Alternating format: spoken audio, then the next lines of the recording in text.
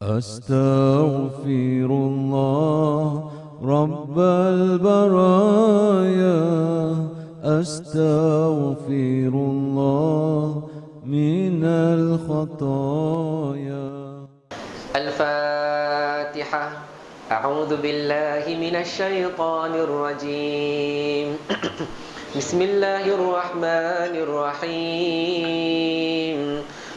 الحمد لله رب العالمين، الرحمن الرحيم، مالك يوم الدين، إياك نعبد وإياك نستعين. اهدنا الصراط المستقيم، صراط الذين أنعمت عليهم غير المغضوب عليهم ولا الضالين.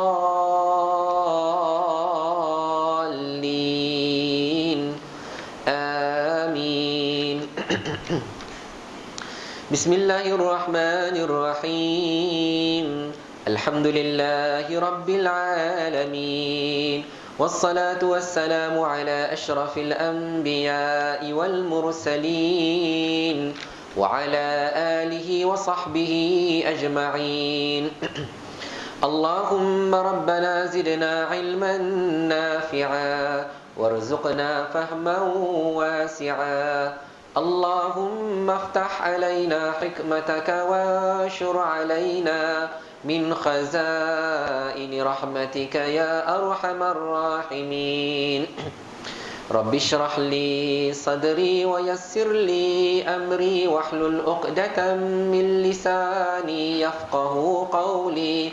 اللهم يا معلم آدم علمنا، ويا مفهم سليمان فهمنا. اللهم فقهنا في الدين وعلمنا التأويل. آمين آمين والحمد لله رب العالمين.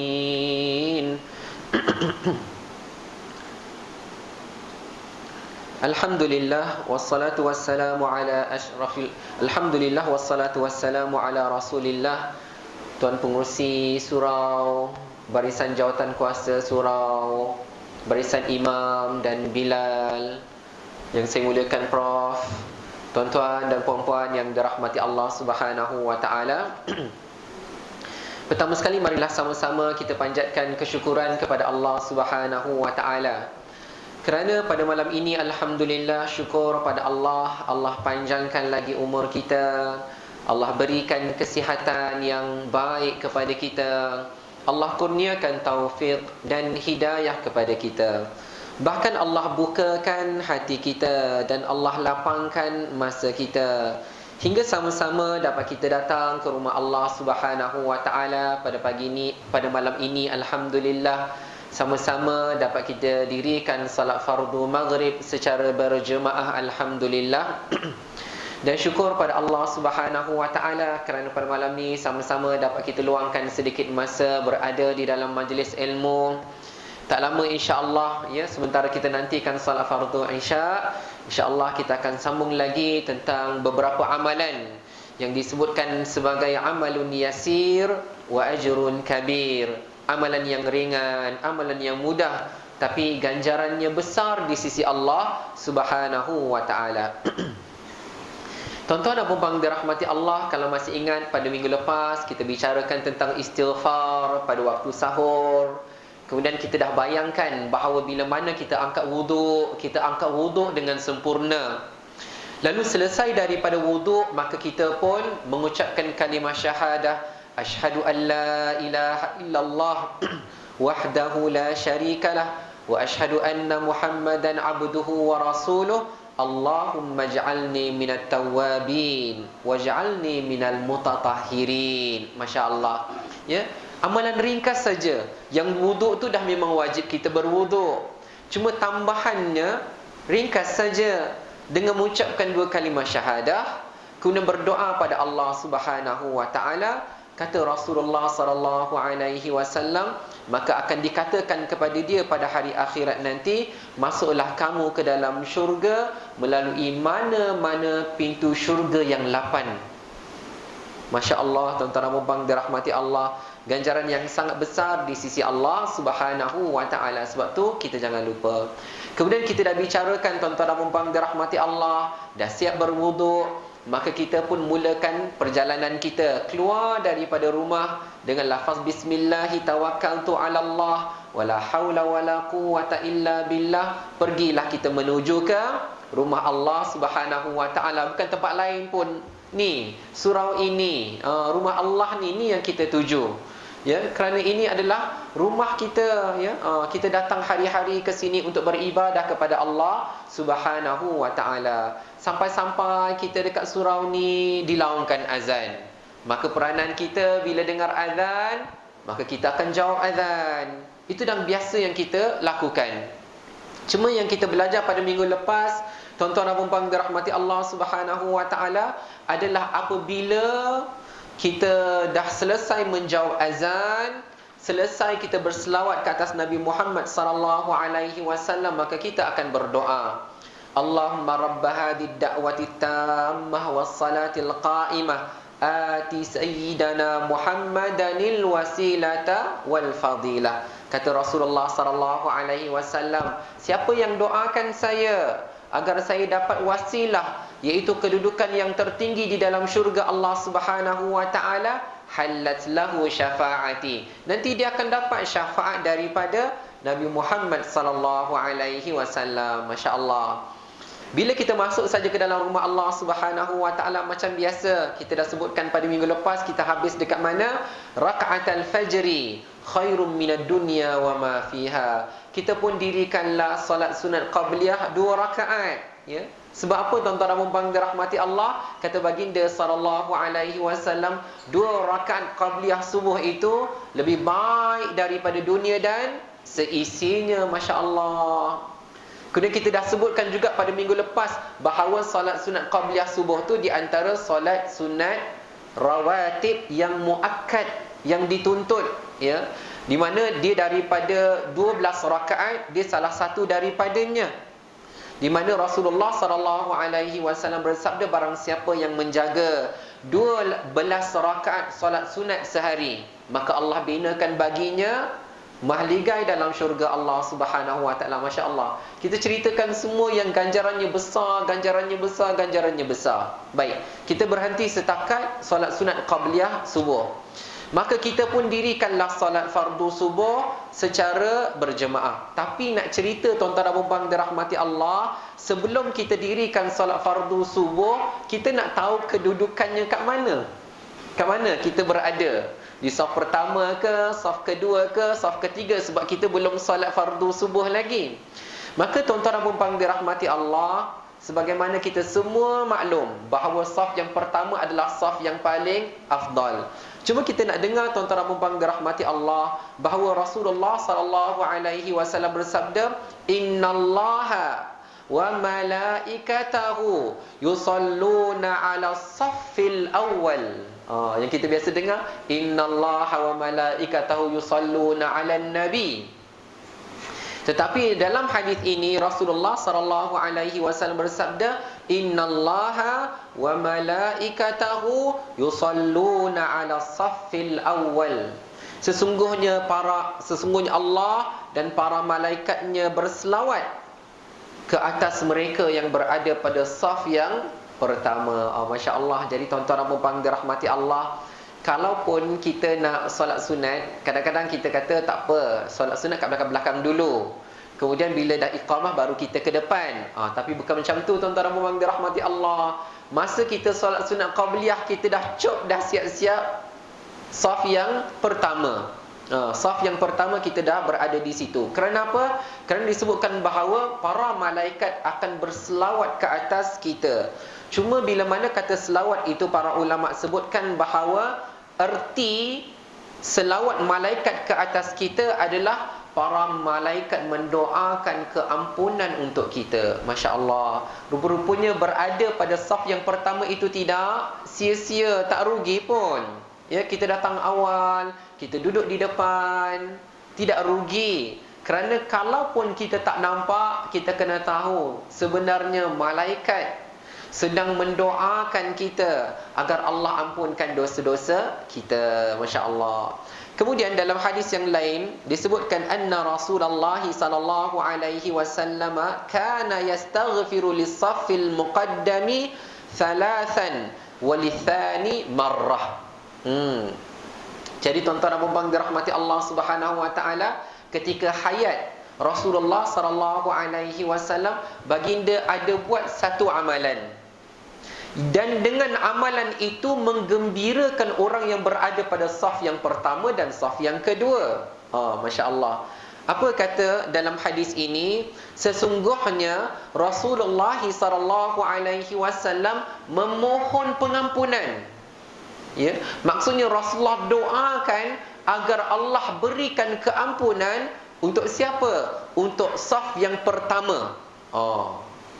Berapa kali untuk saf yang pertama Rasulullah doakan pengampunan sebanyak 3 kali. Masya Allah. Manakala untuk saf yang kedua hanya sekali. Masya Allah. Jadi tuan-tuan dan dirahmati Allah Subhanahu wa taala, kadang-kadang ada sesetengah tempat, kadang-kadang jemaah ni dia nak duduk belakang-belakang. Sebab apa? Takut-takut imam tak datang, imam tak sampaikan, duduk depan-depan kan kena tolak jadi imam kan. Jadi baik aku duduk belakang-belakang. Tak, ya. Sebenarnya kita duduk saja kat depan. Kalau orang tolak kita tolak balik kan. Kita kata tak payahlah kan. Orang lainlah yang jadi. Sebab apa tuan-tuan dan dirahmati Allah? Kebetulan Bilal ada. Bilal kata, saya nak qomat ni. Tak apa, Bilal jadi imam, biar saya qomat. Macam tu. Jadi sekurang-kurangnya tuan-tuan dan puan-puan dirahmati Allah Subhanahu wa taala, jangan takutlah berada dekat saf depan ni, saf yang di hadapan. Baik. Tuan-tuan dan puan-puan dirahmati Allah Subhanahu wa taala. Kemudian bila mana kita dah dirikan, kita dah berada pada saf yang pertama, kemudian kita dah solat berjemaah kan, maka kita nak tengok apa kata Rasulullah sallallahu alaihi wasallam berkaitan dengan solat fardu di masjid ataupun di rumah Allah Subhanahu wa taala. Walaupun tuan-tuan dan puan-puan dirahmati Allah, kita dah biasa pun, kita dah memang biasa solat secara berjemaah, maghrib berjemaah, isyak berjemaah. Tapi kadang-kadang kita perlu dengar juga hadis-hadis yang seperti ini. Dikala kita tengah letih-letih, penat-penat, ngantuk-ngantuk, kita dah memang biasa datang surau, dah biasa datang masjid, tapi kadang-kadang ada waktunya kita lemah, ada kalanya kita penat, ada kalanya kita ngantuk. Tapi nak atasi tu, maka kita dengar hadis Rasulullah sallallahu alaihi wasallam tentang orang yang solat fardu berjemaah di rumah Allah Subhanahu wa taala. Kata baginda sallallahu alaihi wasallam, man kharaja min baitihi mutatahhiran ila salatin maktubatin fa ajruhu ka ajril hajjil muhrim wa man kharaja ila tasbihid duha la yansibuhu illa iyyahu fa ajruhu ka ajril mu'tamiri wa salatun ala athari salatin la lagwa bainahuma kitabun fi illiyin. Kata baginda sallallahu alaihi wasallam, sesiapa yang keluar dari rumahnya dalam keadaan suci, maksudnya digalakkan kepada kita yang afdalnya bersiap-siap daripada rumah lagi, berwuduk daripada rumah lagi. Kemudian bila dalam keadaan yang suci dia keluar daripada rumah dia untuk melaksanakan salat fardu. Maksudnya dia keluar tu, dia pergi ke surau, dia pergi ke masjid, maka dia solat secara berjemaah, pahalanya ibarat pahala orang yang membuat haji dengan ihramnya. Masya Allah. Tak tahu kita, rupa-rupanya datang rumah Allah Subhanahu wa taala, walaupun kita kata saya datang sebab rumah saya dekat je Ustaz, saya datang sebab tak ada apa-apa, saya datang lah. Sebenarnya dalam tak ada apa-apa kita datang rumah Allah, kita keluar daripada rumah dalam keadaan bersuci, menuju ke masjid, solat fardu berjemaah, Allah berikan pahala seperti pahala orang yang melaksanakan ibadah haji. Kemudian tuan-tuan abang dirahmati Allah, ada sedikit tambahan walaupun tak sampai lagi topik dia, iaitu tuan-tuan abang dirahmati Allah, sesiapa pula yang keluar semata-mata untuk solat sunat duha. Solat duha dia cerita dia lepas ni. Tapi nak bagi tahu tentang dia keluar daripada rumah, bersiap dalam keadaan wudu, mendirikan solat sunat duha, maka pahalanya ibarat pahala orang yang membuat ibadah umrah. Masya Allah. Rupa-rupanya datang rumah Allah Subhanahu Wa Taala bukan kita dapat pahala langkah kaki kita. Langkah kaki kita ni tuan-tuan abang dirahmati Allah, setiap langkah dapat pahala, diampunkan dosa, ditinggikan darajat, ya. Tu kita dah dapat. Kita duduk dalam rumah Allah Subhanahu Wa Taala, kita berzikir, beristighfar, dapat lagi pahala. Rupa-rupanya bila kita solat fardu secara berjemaah, pahala seperti melaksanakan ibadah haji. Kalau kita keluar rumah untuk dirikan salat sunat duha, dapat pahala sebagaimana orang yang melaksanakan ibadah umrah. Masya Allah. Banyak sekali pahala yang Allah Subhanahu Wa Taala nak berikan kepada kita, ya. Jadi tuan-tuan abang dirahmati Allah Subhanahu Wa Taala, maka itu yang kita harus lakukan. Baik. Tuan-tuan abang dirahmati Allah, disebutkan sebab tu saya punya kuliah ni dia start daripada yang sebelum subuh, kemudian kepada subuh. Cuma saya nak galakkan tuan-tuan puan dirahmati Allah, bila mana sampai kepada waktu salat fardu subuh, kemudian kita pun berzikir, ya, kita pun berwirid. Dan wirid ini tuan-tuan puan dirahmati Allah sudah tentu ada fadilat-fadilat dia yang tertentu, ya. Jadi kita istighfar, kemudian kita baca la ilaha illallah wahdahu la syarikalah, lahul mulku wa lahul hamdu, yuhyi wa yumitu wa huwa ala kulli syai'in qadir. Ada kiraan-kiraan dia. Untuk salat fardu maghrib dan salat fardu subuh 10 kali. Untuk zuhur, untuk asar, untuk isya 3 kali saja. Jadi tuan-tuan dan dirahmati Allah Subhanahu Wa Taala, kita pun berzikir. Kemudian di antara zikirlah tuan-tuan dan dirahmati Allah sepanjanglah, ni pengalaman tapi bukan semua. Ni pengalaman saya share lah, ya. Kadang-kadang bila kita berwirid, kita sebagai imam kita berwirid, para jemaah pun berwirid juga. Cuma kadang-kadang ada wirid kita yang panjang, ada wirid kita yang pendek, kan. Cuma bila terpanjang sikit tu, jemaah kita sebagai jemaah ni kita perhati imam. Kalau panjang ni, nampak gaya macam panjang ni, sampai part ni aku berhenti. Sampai part ni aku berhenti. Biasanya tuan-tuan abang dirahmati Allah, kalau imam-imam yang saya perasan lah, kan, dia istighfar, dia baca ni, baca semua dia baca, last kali bila dah last lah, dia pun subhanallah. Yang subhanallah tu lah orang bangun. Dia sebab dah rasa macam panjang tadi kan dia wirid. Tapi subhanallah tu dia bangun. Oh, Masya Allah. Tuan-tuan abang dirahmati Allah, part yang subhanallah tu lah yang kita jangan bangun, ya. So kata subhanallah dah 33 kali, alhamdulillah 33 kali, Allah Akbar 33 kali. Oh, lama ni, ya. Tapi kalaulah imam tadi, contoh kan, imam Assalamualaikum warahmatullahi, Assalamualaikum warahmatullahi, istighfar sikit, kemudian la ilaha illallah wahdahu la syarikalah, lahul mulku wa lahul hamdu, yuhyi wa yumitu wa huwa ala kulli syai'in qadir, subhanallah. Yang ni kita tak apa, sebab dia pendek, awal tu pendek, jadi subhanallah boleh tunggulah. Tapi kalau dengan al-ikhlas, dengan al-falaq, dengan an-nas, dengan ayatul kursi, dengan ini, lepas tu baru subhanallah, bangunlah kita.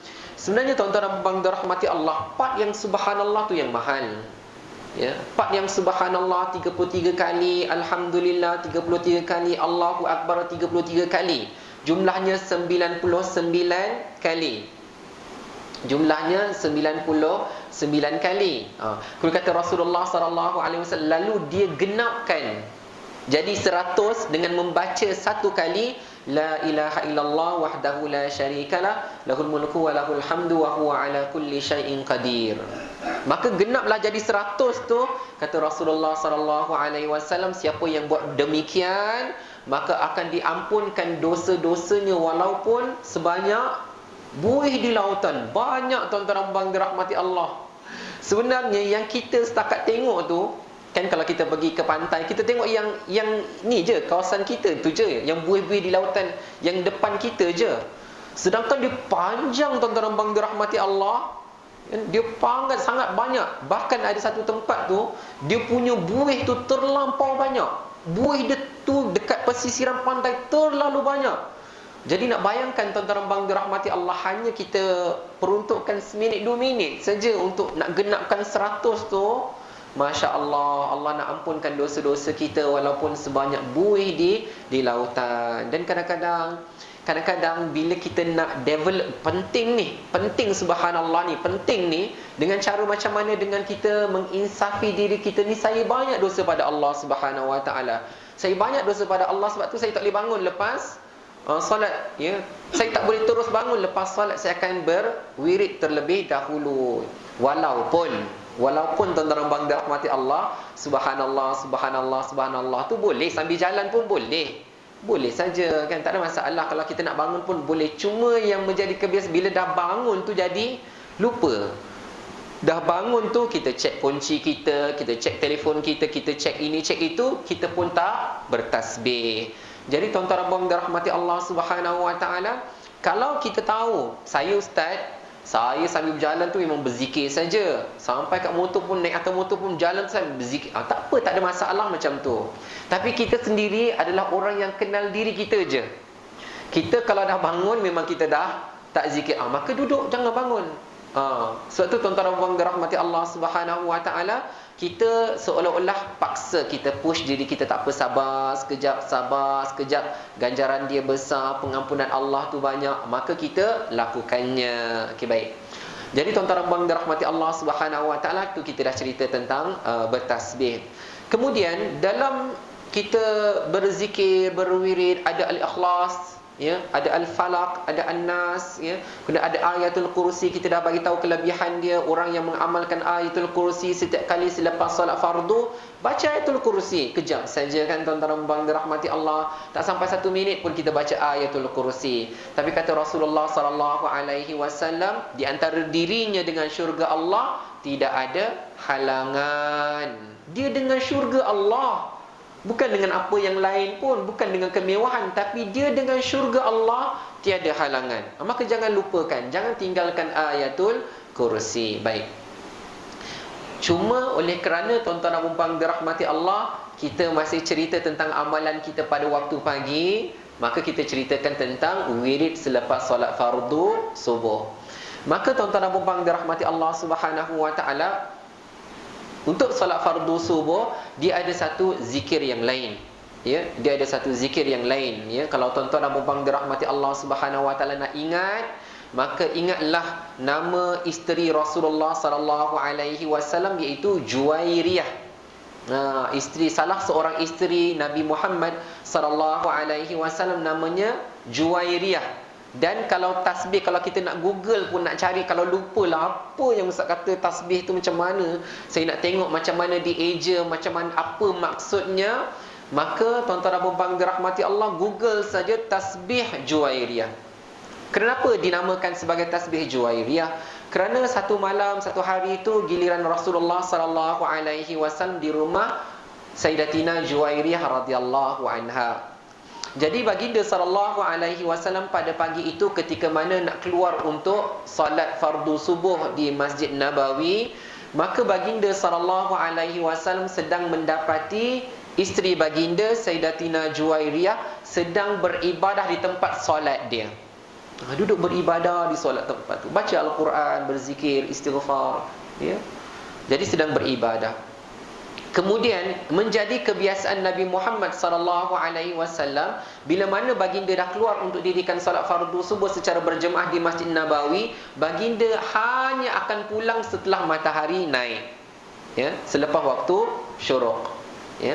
Maka tuan-tuan abang dirahmati Allah, setelah matahari dah naik, baginda pun pulang semula ke rumah Sayyidatina Juwairiyah radhiyallahu anha. Bila masuk, baginda dapati bahawa Sayyidatina Juwairiyah masih berada di tempat tu lagi, masih lagi beribadah di tempat tu lagi. Maksudnya panjang tempoh dia beribadah kepada Allah Subhanahu Wa Taala. Lalu kata Rasulullah sallallahu alaihi wasallam kepada Juwairiyah radhiyallahu anha, "Kamu di sini ke daripada tadi? Daripada tadi kamu beribadah sampai sekarang ni kamu masih di sini ke? Masih lagi beribadah?" Lalu kata Juwairiyah radhiyallahu anha, ya. Daripada tadi dia. Maksudnya banyak ibadah dia kepada Allah Subhanahu wa taala. Lalu kata baginda sallallahu alaihi wasallam, "Mahukah aku ajarkan kepada kamu beberapa kalimat?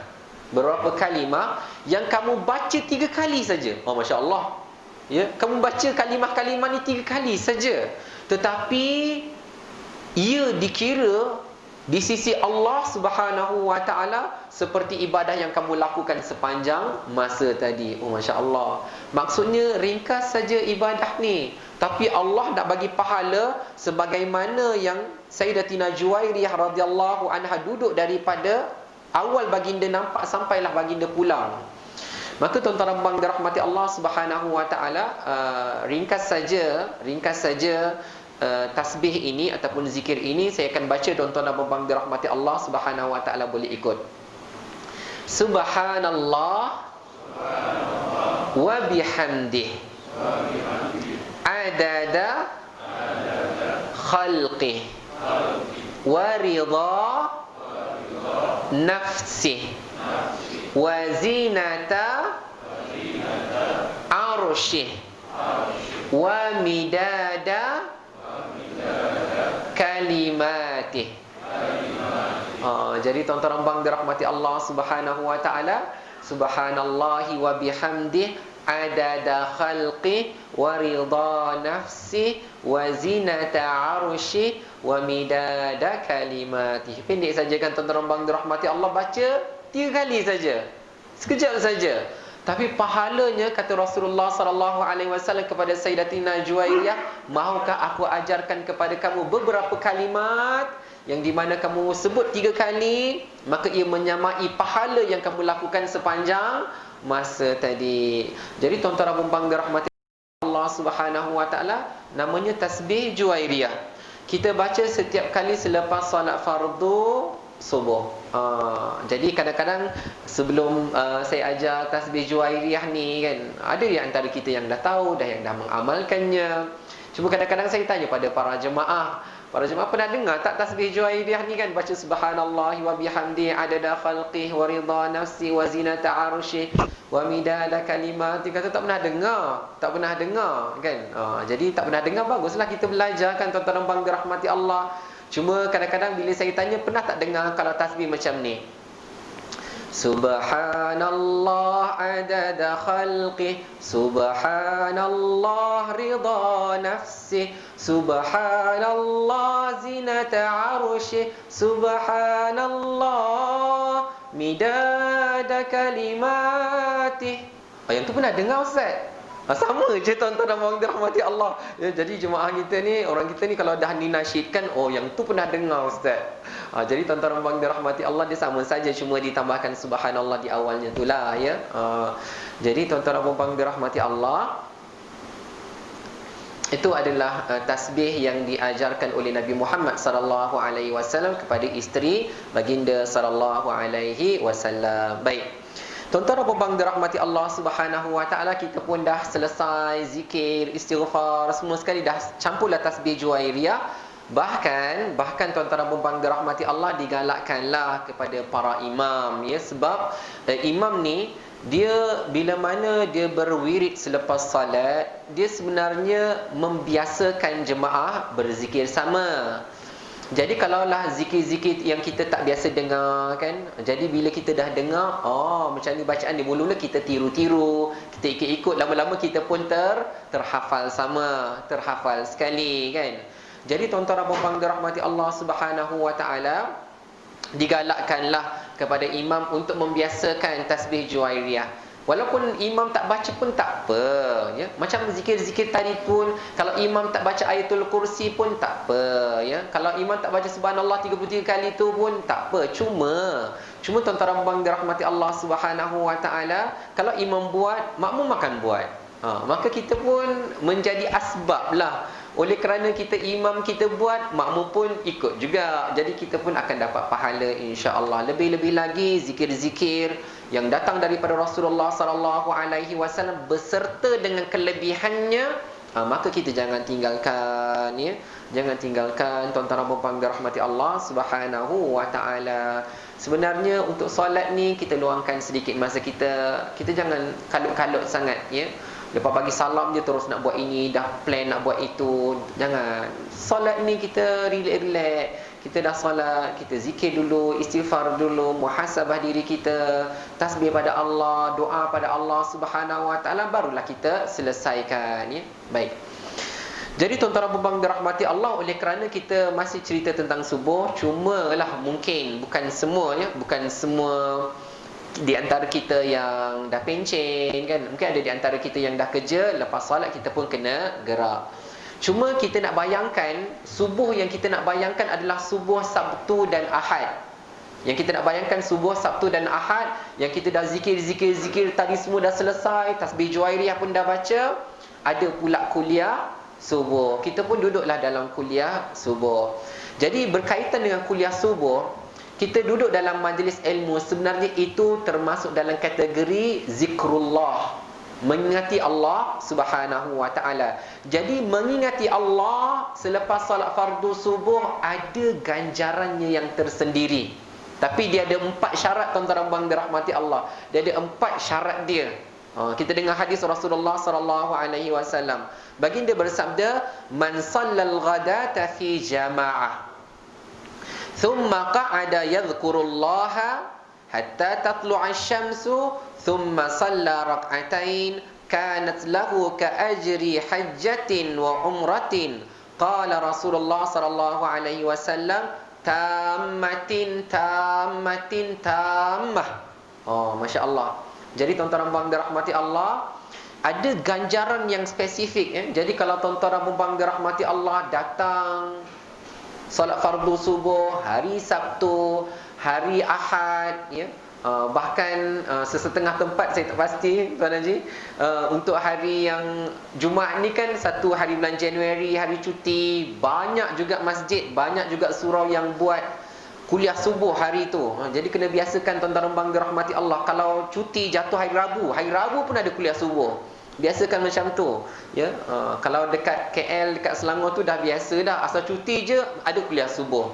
Tak tunggu Sabtu dan Ahad saja, asal cuti je ada kuliah subuh. Tapi tak dinafikan, ada juga tak cuti pun dia ada kuliah subuh juga, ada juga macam tu. Tapi nak bagi tahu tuan-tuan dan puan dirahmati Allah, oleh kerana kita dalam pengurusan surau, pengurusan masjid kan, dah tengok dah kalender daripada Januari sampai Disember, hari cuti ada kuliah, hari cuti ada kuliah. Kecuali hari raya lah, tuan-tuan dan puan dirahmati Allah, raya cuti tapi ustaz pun tak datang. Jemput ustaz bagi kuliah subuh lepas hari raya tu kan. Hari raya tu bagi kuliah subuh dulu. Tak ada dah tuan-tuan dan puan dirahmati Allah kan. Baik. Jadi kita nak bagi tahu bahawa duduk kuliah subuh tu dia ada kelebihan, dia ada ganjarannya yang tersendiri. Apa dia? Kata baginda sallallahu alaihi wasallam, syarat pertama, man shallal ghadata fi jama'ah, sesiapa yang solat fardu secara berjemaah. Berjemaah ni dia package, tuan-tuan dan puan dirahmati Allah. Maksud berjemaah tu di rumah Allah Subhanahu Wa Taala lah package dia. Kemudian thumma qa'ada yadhkurullah, kemudian selepas solat fardu subuh maka dia pun duduk berzikir, mengingati Allah, duduk dalam majlis ilmu. Tu dia yadhkurullah, termasuk dalam kategori dia ingat pada Allah Subhanahu Wa Taala. Syarat yang ketiga, hatta tatlu'ash syams, dia duduk tu berapa lama jangka masa dia sampailah matahari naik. Kita dah pernah ditanya hari itu, ada soalan, kalau kita nak solat isyraq ataupun duha, dia syuruk tu berapa lama? Kira-kira ada yang sebut 15 minit, ada yang sebut 18 minit, ada yang sebut 12 minit. Tapi kita ambil yang tengah-tengah lah, 15 minit. Sebab tu kita perhatikan tuan-tuan dan puan dirahmati Allah, kebiasaan ustaz-ustaz yang bagi kuliah subuh dia tak berhenti sharp kan. Kalau kuliah maghrib ni dia boleh nak berhenti sharp kan, masuk azan isyak je berhenti, kemudian kita terus solat isyak. Tapi kalau untuk waktu syuruk, untuk kuliah subuh, dia tak masuk syuruk dia terus berhenti, tak. Biasanya dia akan lajakkan sikit, 15 minit ke 20 minit ke, supaya lepas habis doa je untuk kuliah subuh, tamat saja kuliah subuh, orang semua tuan-tuan dan puan dirahmati Allah, semua akan dirikan solat sunat 2 rakaat. Buat 2 rakaat. Sebab syarat dia tuan-tuan dan puan dirahmati Allah, pertama dia solat fardu subuh berjemaah. Yang kedua, dia duduk mengingati Allah. Yang ketiga, lamanya dia duduk tu sampai naiknya matahari. Yang keempat, syarat dia didirikan solat sunat 2 rakaat, ya, solat sunat isyraq ataupun solat sunat duha. Maka apa ganjaran? Bila cukup 4 syarat ni, apa ganjaran dia? Kata Rasulullah sallallahu alaihi wasallam, dia akan mendapat ibarat pahala haji dan umrah yang sempurna, yang sempurna, yang sempurna. Baginda sebut tamah, tamah, tamah 3 kali nak bagi tahu ibadah haji dan umrah yang sempurna. Masya-Allah. Sebab tu tuan-tuan abang dirahmati Allah, kadang-kadang memang ada di antara ustaz-ustaz yang bagi kuliah subuh tu dia terlajak, bukan terlajak 15 minit daripada waktu syuruk, tapi setengah jam, 40 minit, terlambatlah sikit kan tuan-tuan abang dirahmati Allah. Sebenarnya jangan kita rasa macam panjang pula ustaz ni bagi kuliah kan, ya. Tak apalah, lepas habis kuliah ni terus caw. Tak, jangan tuan-tuan abang dirahmati Allah, sebab dia tambah lagi 2 minit je. Ya, terus lagi 2 minit, tambah lagi 2 minit saja. Tambah lagi 2 minit untuk dirikan solat sunat duha, yang 2 lagi minit dia dapat pahala tu. Pahala haji dan umrah yang sempurna. Bayangkan, ya. Jadi tuan-tuan abang dirahmati Allah, saya galakkanlah, ya, kalau dah datang, kita dah tunggu lama dah tuan-tuan abang dirahmati Allah. Cuba bayangkan, kita A ada jemaah B, ada A dengan B sama-sama datang. Sama datang masa azan subuh, sama-sama datang. Kan? Sama-sama solat fardu subuh berjemaah, sama-sama duduk dalam kuliah, kan? Sama-sama mengingati Allah, sama-sama tunggu sampai matahari naik. Habis saja kuliah, kita balik, yang B tak balik. Ya, B ni tunggu lebih dia 2 minit je daripada kita. Sedangkan yang 1 jam, dia 1 jam, kita pun 1 jam. Cuma dia 1 jam tambah 2 minit. Oh, beza pahala tuan-tuan abang dirahmati Allah. Beza sekali pahala dia. Kerana dia dapat pahala haji dan umrah yang sempurna. Masya Allah. Jadi sebab tu kalau duduk dalam kuliah subuh, kita, sebab saya nak memandangkan macam ni, lainlah kalau kita duduk tu separuh je, lepas kita balik, ya. Contohnya habis solat subuh pukul 6.30, pukul 7 kita balik, ya. Kalau nak tunggu tu, kalau ikutkan sampai 7.25 ke 7.30, tak apalah, alang-alang kalau kita dah balik awal tu. Tapi yang ni kita dah duduk sama-sama, dah habis majlis dah ni, dah baca tasbih kafarah, dah baca doa sama-sama, tiba-tiba kita pun terus keluar. Rugi tuan-tuan dan abang dirahmati Allah, ya. Jadi kejap je, 2 minit saja. 2 minit saja untuk solat sunat duha. Okey, baik. Jadi tuan-tuan dan abang dirahmati Allah Subhanahu wa taala, untuk solat sunat duha ni dia ada kelebihan yang tersendiri. Dia ada kelebihan dia yang tersendiri. Kenapa tuan-tuan dan abang dirahmati Allah? Kerana dalam sebuah hadis qudsi, ya, dalam sebuah hadis qudsi di mana Rasulullah sallallahu alaihi wasallam bersabda, Allah berfirman, ya ibni Adam, wahai anak-anak Adam. Kita semua ni, Allah Subhanahu wa taala berfirman, wahai anak-anak Adam, irka'li 4 raka'atin fi awwalin nahar. Ya, irka'li, rukuklah kamu sebanyak 4 kali rukuk pada awal-awal pagi. Akfika akhirahu, maka aku cukupkan akhir harimu. Maksudnya tuan-tuan abang dirahmati Allah, kalaulah kita lakukan solat sunat yang saya akan bagi tahu sebanyak 4 rakaat ni, maka Allah akan mudahkan urusan kita sepanjang hari itu. Sepanjang hari itu, hingga ke akhir hari itu, Allah Subhanahu wa taala akan mudahkan urusan kita. Allah lancarkan urusan kita, segalanya jadi mudah. Masya Allah, ya. Jadi para ulama bila membahaskan tentang 4 rakaat, kata Allah, wahai anak-anak Adam, rukuklah kepada aku 4 rakaat. Jadi tuan-tuan dan puan dirahmati Allah, ada 2 pandangan. Ada 2 pandangan para ulama. Pandangan yang pertama mengatakan bahawa 4 rakaat yang dimaksudkan itu, yang pertama adalah 2 rakaat qabliyah subuh dan 2 rakaat fardu subuh. Siapa jaga 2 rakaat qabliyah subuh, 2 rakaat fardu subuh, Allah mudahkan urusan dia hari itu. Manakala sebagian para ulama lain kata bukan yang itu, tetapi 4 rakaat yang dimaksudkan adalah 4 rakaat solat sunat duha. 4 rakaat solat sunat duha. Jadi tuan-tuan dan dirahmati Allah, yang digalakkan bagaimana? Yang mana satu? Yang digalakkan 8 rakaat sekali. Yang rakaatain qabla al-fajri, 2 rakaat qabliyah subuh kita buat. Solat fardu subuh dah memang wajib kita buat. Kemudian bila kita nak buat solat sunat duha, alang-alang buat 4 rakaat. Oh, 2 rakaat salam, 2 rakaat salam. Jadi alang-alang tu, alang-alang tadi tu katakan kan, tambah 2 minit kan, tapi kali ni kita dah promote tambah 4 minit lah tuan-tuan dan puan dirahmati Allah. Kalau kira-kira 1 rakaat 1 minit contoh. Tambah 4 minit ataupun 5 minit saja. Allah Subhanahu Wa Taala akan mudahkan urusan kita pada hari itu. Masya Allah. Jadi tuan-tuan dan puan dirahmati Allah Subhanahu Wa Taala, maka kalaulah kita ada pilihan, ya, hari Sabtu dan Ahad hari cuti kan, kemudian ada pula kuliah subuh, alang-alang dah habis, kita dapatkanlah pahala haji dan umrah yang sempurna tu. Alang-alang dah dapat haji, pahala umrah dan pahala haji dan umrah yang sempurna, kita tambahkan lagi 2 rakaat supaya hari itu lancar segala-galanya, mudah segala-galanya. Oh, Masya Allah. Jadi tuan-tuan dan puan dirahmati Allah Subhanahu Wa Taala, kemudian bila kita dah lakukan itu, maka itu yang terbaiklah kalau kita dapat lakukan, ya. Tapi tuan-tuan dan puan dirahmati Allah Subhanahu Wa Taala, ada di antara kita yang kata tak apa, saya buat 2 rakaat saja, ya. Lepas kuliah subuh saya buat 2 rakaat saja. Sebab apa? Oh, dia ada jawapan dia tuan-tuan dan puan dirahmati Allah. Dia kata sebab saya biasa solat sunat duha berdasarkan kepada hadis Rasulullah sallallahu alaihi wasallam, ya. Kerana solat sunat duha ini dia waktu dia luas, ya, macam yang kita dah katakan hari itu tuan-tuan dan puan dirahmati Allah.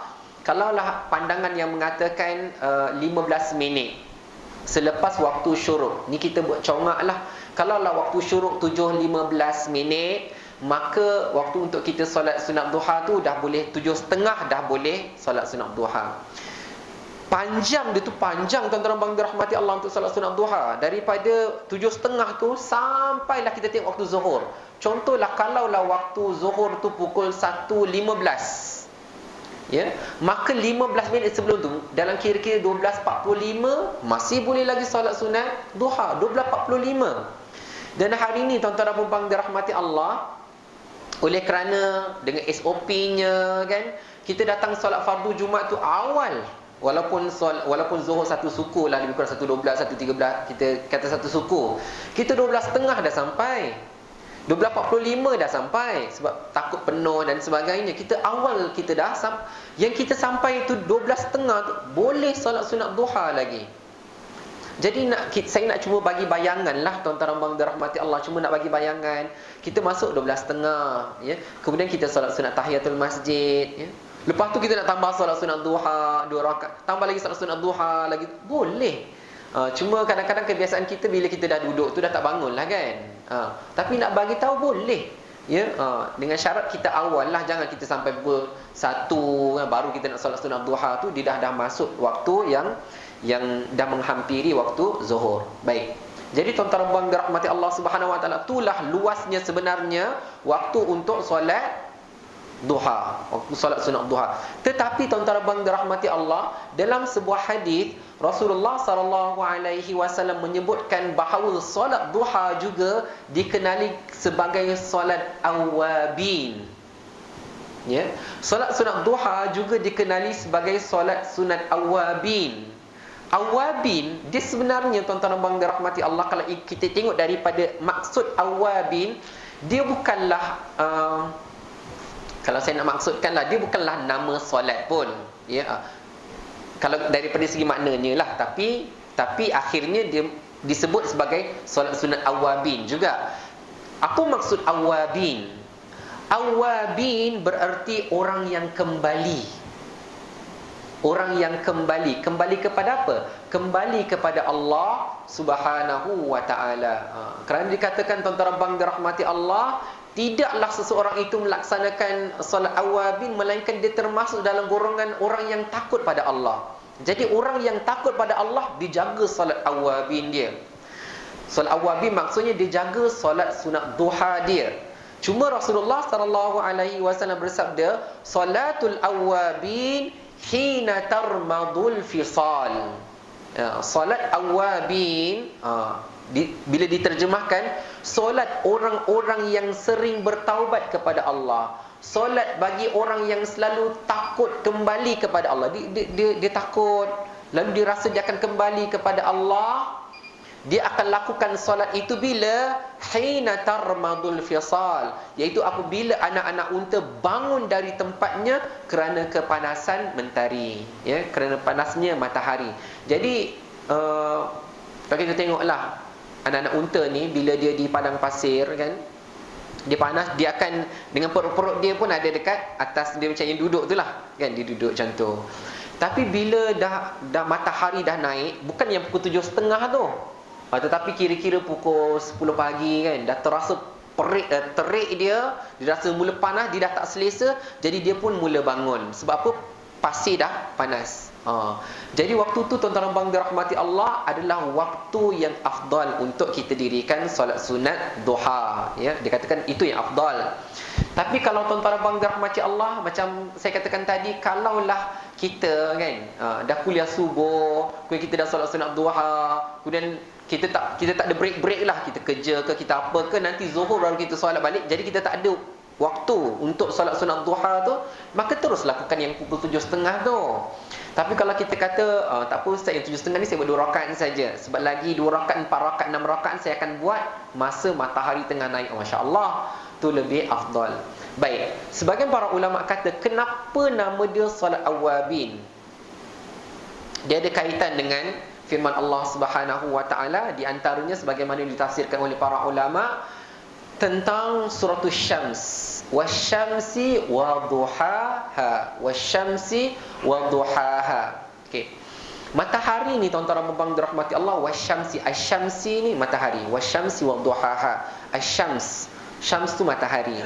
Jadi baik, orang yang tadabbur dengan Al-Quran, yang melihat bagaimana para ulama tafsir menghuraikan ayat-ayat yang ada dalam Al-Quran, bagaimana kita menyelami ayat-ayat itu, menyebutkan bila dibacakan wasyamsi wadhuhaha, ataupun dalam surah Yasin wasyamsu tajri limustaqarril lah, bila sebut syams ni, dia akan reflect kita tuan-tuan dan dirahmati Allah. Pertama, reflect yang pertama adalah dia akan ingatkan kita kepada hari kiamat. Ya. Bila mula terasa panasnya, kita kat luar terasa panas, teringat kita tentang hari kiamat. Kenapa teringat hari kiamat? Kerana pada hari kiamat di padang mahsyar, matahari yang didekatkan dengan kita sejengkal saja. Sejengkal saja di atas kepala kita. Bayangkan tuan-tuan bang dirahmati Allah. Sebab tu dalam surah Syams, wasyamsi wadhuhaha, para ulama kata bahawa matahari tuan-tuan bang dirahmati Allah, Syams tu, dia akan ingatkan kita kepada hari kiamat. Sedangkan bukanlah kita kata kita tengok bulan kita tak ingat kiamat, boleh saja. Cuma mana bulan yang kalau kita nak katakan di akhirat, mana bulan? Tak sebut kan? Mana bintang-bintang? Ada juga sebut tentang bintang-bintang, ya, sebagaimana ada juga tentang bulan dan tentang bintang. Boleh kita nak ingat sebagaimana Rasulullah sallallahu alaihi wasallam sebutkan di antara golongan yang awal-awal masuk ke dalam syurga Allah Subhanahu wa taala, mereka tu terang benderang ibarat bulan purnama. Boleh ingat juga. Penting bulan pun ingat akhirat juga. Kemudian kata baginda, selepas daripada golongan yang itu masuk lagi orang-orang ke dalam syurga Allah Subhanahu wa taala bercahaya seperti bintang-bintang di langit. Teringat juga pada hari akhirat. Cuma itu yang baiknya lah. Yang kita kata nak takut ni adalah bila mana dia terasa panasnya matahari, terik matahari, teringat dia kepada Allah Subhanahu wa taala, teringat dia kepada padang mahsyar, lalu menggerakkan dia untuk dirikan solat sunat duha. Itulah yang dimaksudkan dengan awabin. Baik. Yang kedua tuan-tuan dan puan dirahmati Allah Subhanahu wa taala, nak kata reflect kepada waktu awabin, waktu yang hina tarmadul fisal, waktu di mana anak-anak unta ni bangun daripada padang pasir tu. Kerana yang kedua, bila disebutkan matahari, dia akan ingatkan kita kepada hari akhirat.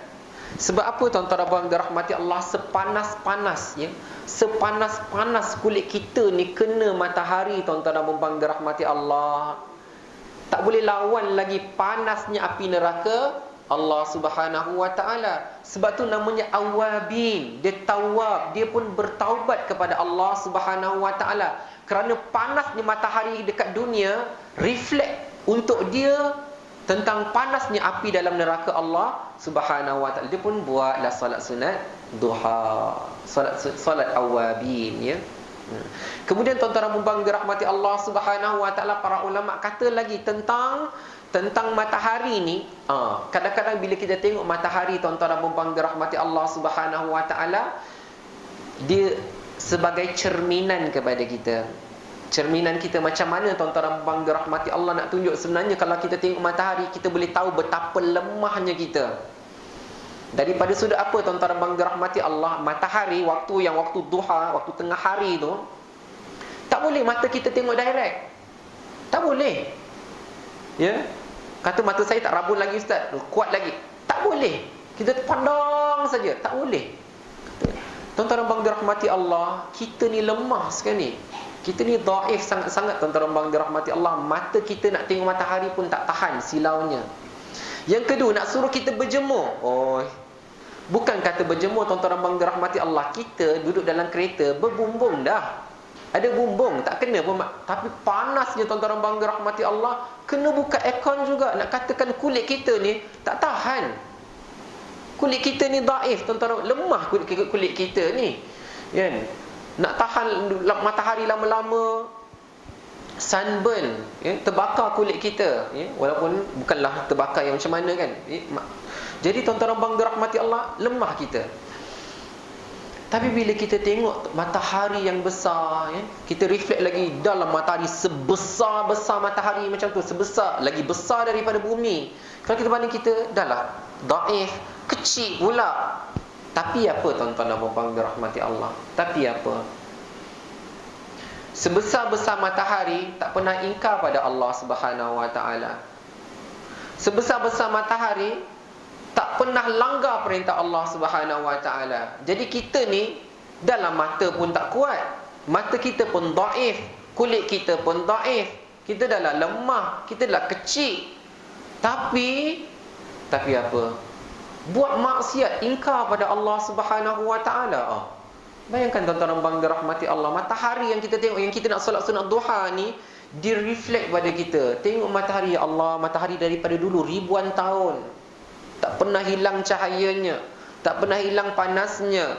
Terus lakukan apa yang Allah Subhanahu wa taala perintahkan. Kita ni bukan ribuan tahun tuan-tuan dan puan dirahmati Allah. Kita ni puluh-puluh tahun je. Tapi masa yang singkat tu penuh banyak dosa pada Allah Subhanahu wa taala. Jadi bila tengok matahari, insan takut kita pada Allah Subhanahu wa taala, ya. Kemudian yang last lah tuan-tuan dan puan dirahmati Allah, yang keempat. Tadi yang pertama kita dah kata betapa matahari ingatkan kita di padang mahsyar, matahari ingatkan kita tentang api neraka. Sebab apa saya cerita? Supaya kita dapat yang awabin tu, dapat part yang kita bila sampai waktu panas kita rasa takut, kita pun kerja solat sunat duha. Dia push kita lah, dia push kita, solatlah duha, buatlah solat duha, kan. Yang keempat tuan-tuan dan puan dirahmati Allah Subhanahu wa taala, yang kita boleh belajar daripada matahari, apa dia? Matahari ni tuan-tuan dan puan dirahmati Allah, bila dia panaskan kita, kita pun tak tahan lah tuan-tuan dan puan dirahmati Allah. Hari ni panas betul. Kita tak suka. Ibarat kita tak suka matahari. Manjang panas je. Bila nak hujan ni, macam-macam seolah-olah kita tak suka pada matahari. Kan, ya? Kita nak buat kerja pun panas, nak ni pun susah, nak tu pun susah, panas. Kita komplain tentang matahari, kan. Jadi kita boleh belajar tuan-tuan dan puan dirahmati Allah, matahari tak kisahlah siapa cakap pun, dia akan berhenti daripada melaksanakan perintah Allah ke? Tak, ya. Tak kisah, kalaupun berjuta manusia yang kata panas ni, bila nak hujan ni kan, panas sangat ni, habis. Pokok-pokok mati, tumbuh-tumbuhan mati, sayur-sayur tak jadi, lembu, kambing semua nak, macam-macam dah kita kata kan. Kata matahari ni apa? Tuan-tuan dan puan dirahmati Allah, walaupun orang tak suka panasnya, dia tetap lakukan tuan-tuan dan puan dirahmati Allah. Kerana itu perintah Allah Subhanahu Wa Taala ke atas dirinya, ke atas matahari. Tapi tuan-tuan dan puan dirahmati Allah, bagaimana dengan kita? Kalau kita nak buat baik kan, orang mula cakap, alah hai, baru dengar kuliah sekali mesti nak buat nak jadi baik dah tu. Kita kata, alamak dah aku nak jadi baik masalah. Tak jadilah nak jadi baik. Tak jadi nak jadi baik. Sebab apa? Orang dah cakap. Baru sikit orang cakap. Sedangkan matahari itu dia tak kisah pun orang cakap, kerana dia taat pada Allah Subhanahu Wa Taala. Sebab tu kalau kita buat baik, tuan-tuan dan puan dirahmati Allah, ada sebenarnya ada tempat kan. Jadi saya nak inilah, tak apalah saya cakap je lah kan. Sebab benda baik kita nasihat kan. Kadang-kadang ada yang dia suka jadi orang nombor satu angkat kerusi, suka jadi nombor satu angkat meja kan. Dia suka bawa air ke, dia macam dia ada inisiatif dia sendiri kan. Dulu ada seorang hamba Allah, tuan-tuan dan dirahmati Allah, dekat satu masjid lah, dekat Masjid Ar-Rahmah Taman Bukit Rambai, ada seorang jemaah tu. Masa tu tak SOP lah ya, masa tu tak PKP lagi. Jadi lepas kita habis tasbih kafarah, kita doa walhamdulillah macam ni, walhamdulillah, dia bangun terus salam ustaz. Dia memang dikenali semua orang. Jadi saya nak bagi tahu tuan-tuan dan dirahmati Allah kan, kadang-kadang ada yang terjadilah di sesuatu tempat kan, bila dia jadi orang macam tu, orang kata dia mula dah tu. Macam contohlah saya nak habis kuliah kan, dah bangun lah tu nak ambil kerusi ustaz kan, macam orang akan macam sebut-sebut dia macam dia macam tu lah, macam mungkin perli-perli dia ke kan. Jadi tuan-tuan dan dirahmati Allah, tak apa, asalkan benda baik buat je. Asal benda baik kita sabar, kita kata macam orang nak kata aku tak apalah kan. Yang penting aku nak buat baik, aku sabar kan, aku teruskan kan. Tak peduli kata orang kan. Sebab kadang-kadang kita terpengaruh sangat dengan kata-kata orang. Kita terpengaruh dengan kata orang sampai benda yang baik pun kita ingat benda tu jahat kan. Hanya kata-kata orang je, walaupun yang kita sedang buat tu benda yang baik ya. Jadi tuan-tuan dan puan dirahmati Allah Subhanahu Wa Taala, satu tempat tu saya cerita ni sebab apa? Sebab ada orang macam cakap tentang dia, terus dia tak datang lagi. Terus dia tak datang lagi kan. Jadi janganlah ada di antara kita kan. Jadi kalau ada orang yang macam tu, support dia, teruskan terus. Kita dah lah tak angkat meja, lepas tu kita pula condemn orang kan. Jadi tuan-tuan dan puan dirahmati Allah Subhanahu Wa Taala, macam tu. Baik. Kemudian tuan-tuan dan puan dirahmati Allah, yang saya nak galakkan ni kan, saya ada lagi dua hadis lah saya nak bagi tahu pada tuan-tuan dan puan dirahmati Allah. Dan hadis yang kedua tu dia akan sampai pada waktu tengah hari. Tengah hari lah kita kan, daripada pagi tadi. Baik. Rasulullah sallallahu alaihi wasallam bersabda, yusbihu ala kulli sulama min ahadikum sadaqah. فَكُلُّ تَسْبِيحَةٍ صَدَقَةٍ وَكُلُّ تَحْمِيدَةٍ صَدَقَةٍ وَكُلُّ تَحْلِيلَةٍ صَدَقَةٍ وَكُلُّ تَكْبِيرَةٍ صَدَقَةٍ وَأَمْرٌ بِالْمَعْرُوفِ صَدَقَةٍ وَنَهْيٌ عَنِ الْمُنكَرِ صَدَقَةٍ وَيُجْزِئُ مِنْ ذَلِكَ رَكْعَتَانِ يَرْكَعُهُمَا مِنَ الضُّحَى. Okey, baik. Hadis ni panjang, jadi tuan-tuan dan puan dirahmati Allah Subhanahu Wa Taala boleh dengar betul-betul supaya boleh nampak Kata Rasulullah sallallahu alaihi wasallam, setiap pagi diwajibkan seseorang itu bersedekah bagi pihak setiap anggota badannya. Kerana anggota badan kita ni dia ada 360 sendi. Jadi ketahuilah, bahawa tasbih subhanallah dikira sedekah. Tahmid alhamdulillah dikira sedekah. Tahlil la ilaha illallah dikira sedekah. Kemudian takbir Allahu akbar dikira sedekah. Kemudian mengajak kepada kebaikan dikira sedekah. Melarang daripada kejahatan dikira sedekah. Kena kata baginda sallallahu alaihi wasallam, semua yang dilakukan itu dapat dirangkumi dengan solat sunat dua rakaat yang dilaksanakan pada waktu duha ya. Jadi kalau kita tuan-tuan dan dirahmati Allah Subhanahu Wa Taala, lakukan solat sunat duha 2 rakaat saja, dia boleh cover yang 360 daripada sulama sendi kita lah, sendi ataupun tulang kita. Jadi tuan-tuan dan puan dirahmati Allah, sebab tu kelebihan lah, keutamaan bila mana kita dirikan solat sunat duha. Baik, tuan-tuan dan puan dirahmati Allah, hadis yang terakhir saya skip daripada, kita pun dah solat sunat duha alhamdulillah. Kemudian sampailah waktu zuhur. Sebenarnya antara waktu duha sampai zuhur tu macam-macam kita boleh buat. Nanti saya akan ceritakan insya-Allah kalau ada rezeki, ada masa. Cuma nak katakan bila sampai waktu zuhur tu, Dilakukan azan Allahu Akbar, Allahu Akbar. Dia samalah kalau nak katakan kelebihan keluar masjid, angkat wuduk, jawab azan, baca doa selepas azan, semua sama. Cuma bila dah selesai azan zuhur, tuan-tuan dan puan-puan dirahmati Allah, kita pun lakukan solat sunat qabliyah zuhur. Kerana solat sunat qabliyah zuhur termasuk dalam kategori solat sunat muakkad yang dituntut. Maka sebelum kita solat fardu zuhur, kita solat sunat qabliyah zuhur terlebih dahulu. Jadi tuan-tuan dan puan-puan dirahmati Allah Subhanahu wa taala, Rasulullah sallallahu alaihi wasallam pernah mendirikan solat sunat qabliyah zuhur 4 rakaat. Ya, ada 4 rakaat. Okay, baik.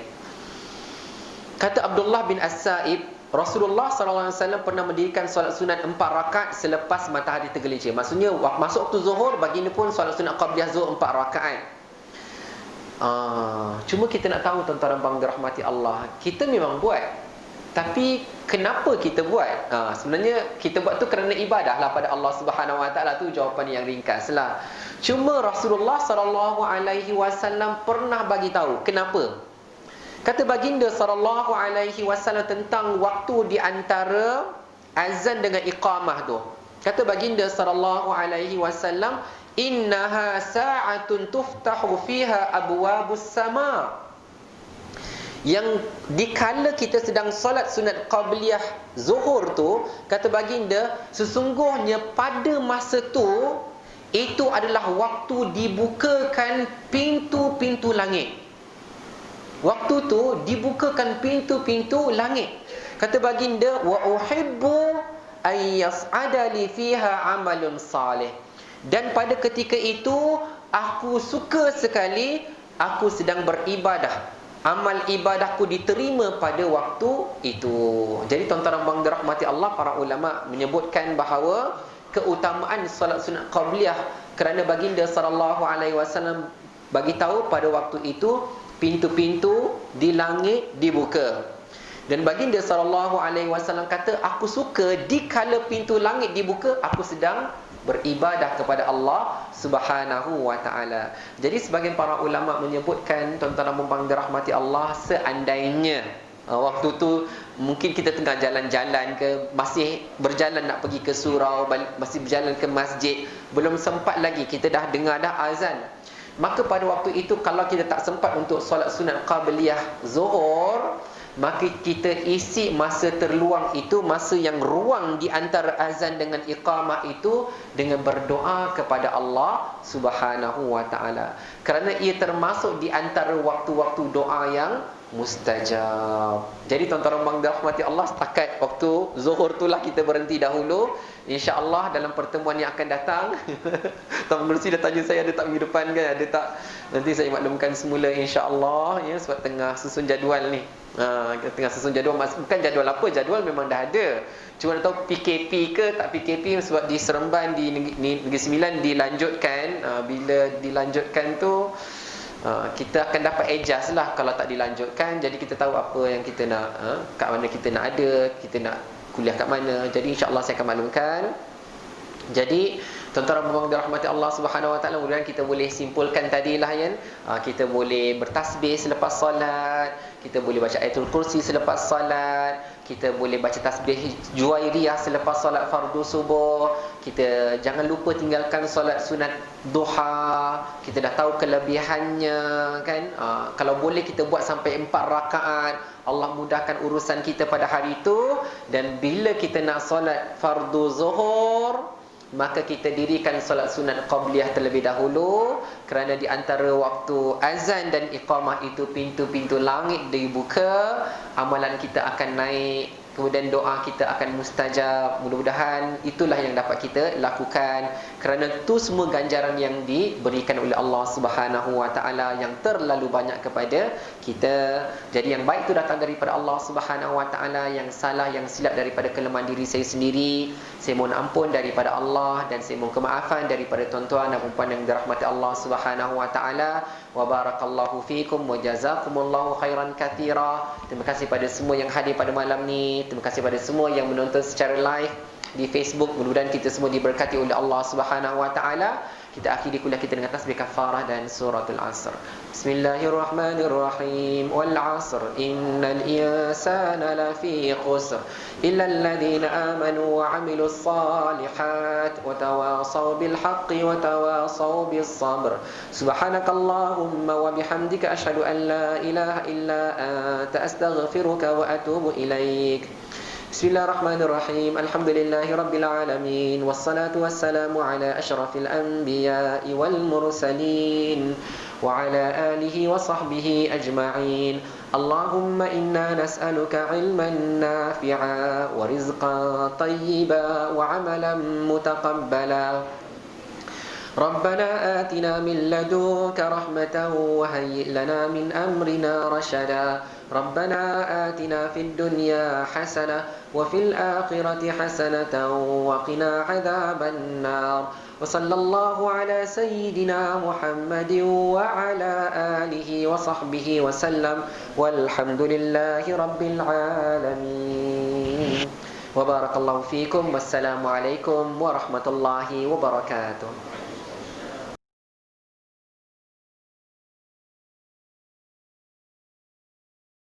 أستغفر الله رب البرايا أستغفر الله من الخطايا